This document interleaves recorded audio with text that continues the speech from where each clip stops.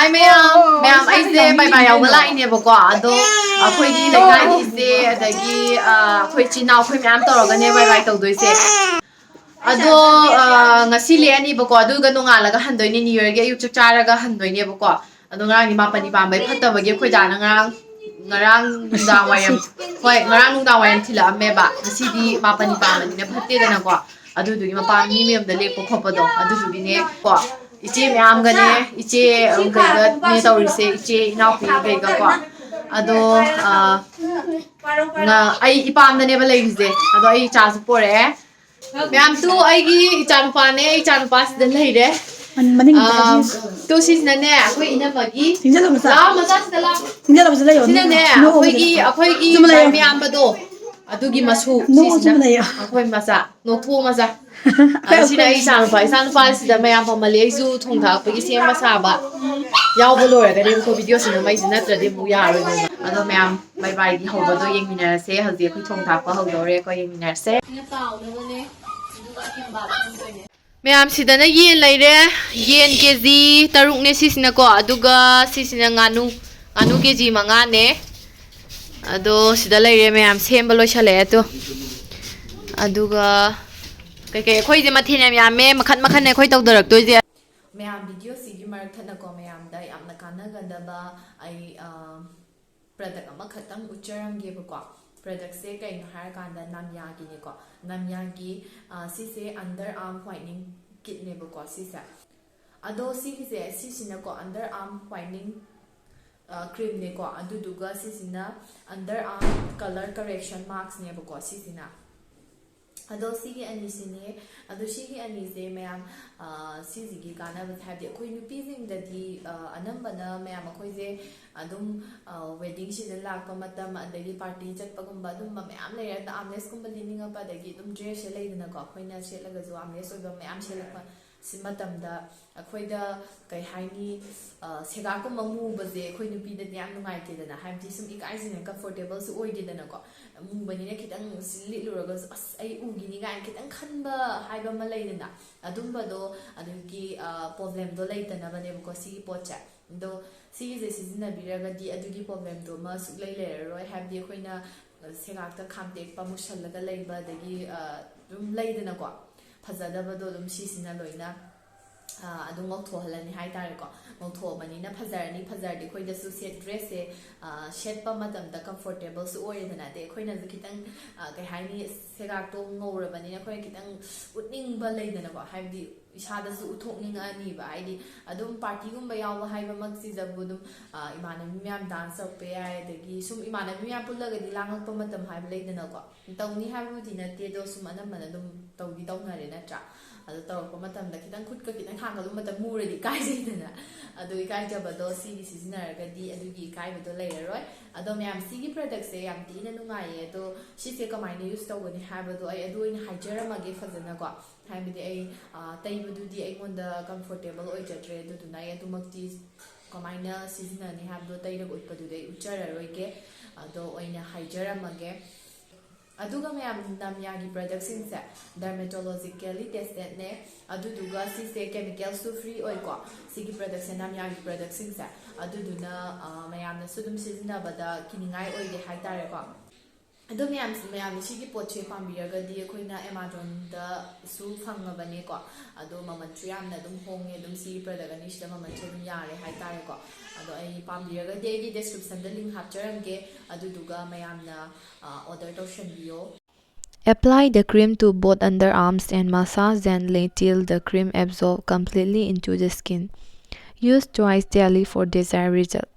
For the color correction marks, best use is to apply before shower or bedtime. Take a sustainable amount of Namyaa Underarm color correction mask and apply a tea coat over your darkened underarm. Let the mask rest for about 20 minutes. Wash off the mask by gently rubbing off with water and pat dry.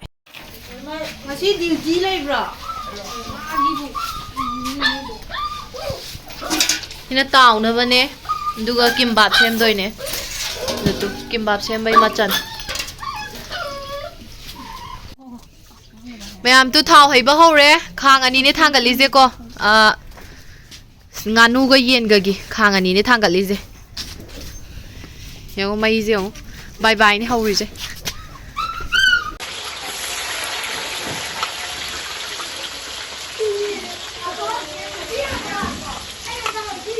Kamen sih makan tuh soyak sih. Kayak aku soyak apa nih ini?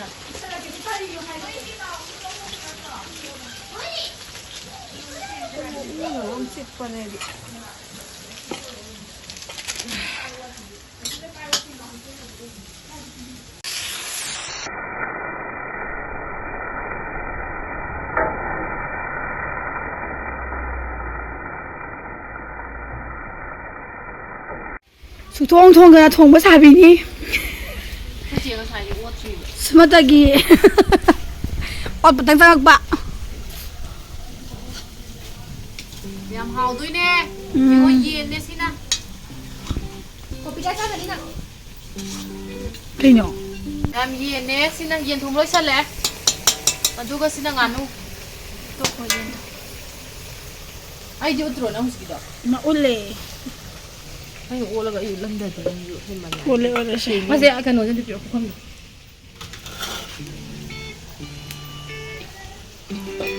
아이 잘.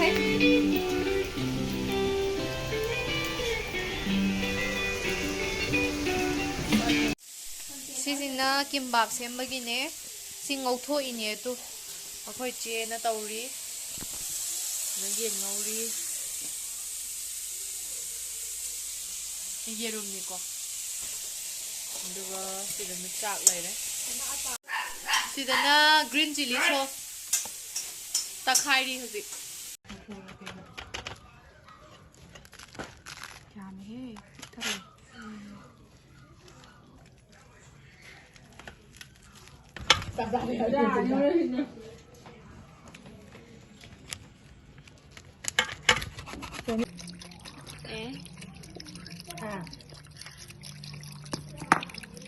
Dana, tôi chỉ đến đây chả được phát lấy đấy, ấy chả được phát lấy đấy, đến đây chát thôi, gì anh ngồi xe, anh ngồi, mi bị am lấy bây giờ mà anh ấy cái màu áo bị ra là tìm mi bị am lấy bây giờ, nó bấm bây giờ, thấy chưa ngồi xe, chát thôi, cái này, ai cái này đâu, cái này đâu, cái này nữa, cái này nữa, thấy chưa mà chính cái chụp đâu rồi nè mà, thấy chưa?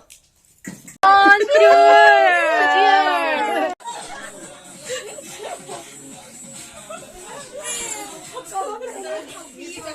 Ấy chả giữ đàn sâu đi cô. Đàn sâu đi mi chay chay nè.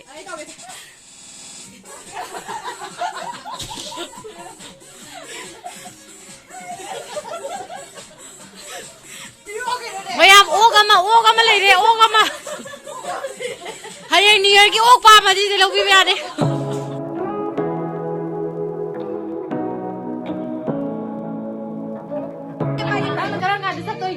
Next year. Next year. Hay là làm nào cũng lấy hậu đấy nè. Ra thôi.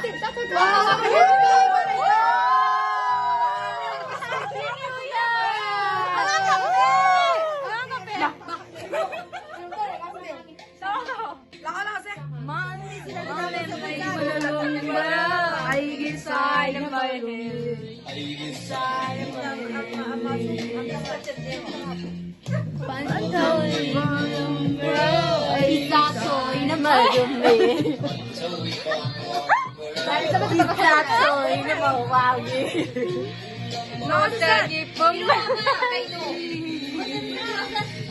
Vậy là cái thằng anh số đi nha mà.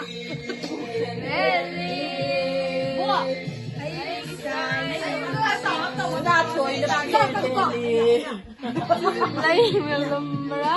Ai gạt trời nó về. Đi con xin chào đi con. Xin chào đi rồi. Gạt trời nó về. Ai gia đình cô sai phải. Sai rồi đấy. Đi xem mà làm cái gì. Mày hãy đi xuống. Em ấy đi làm sao rồi. Happy New Year. Happy New Year.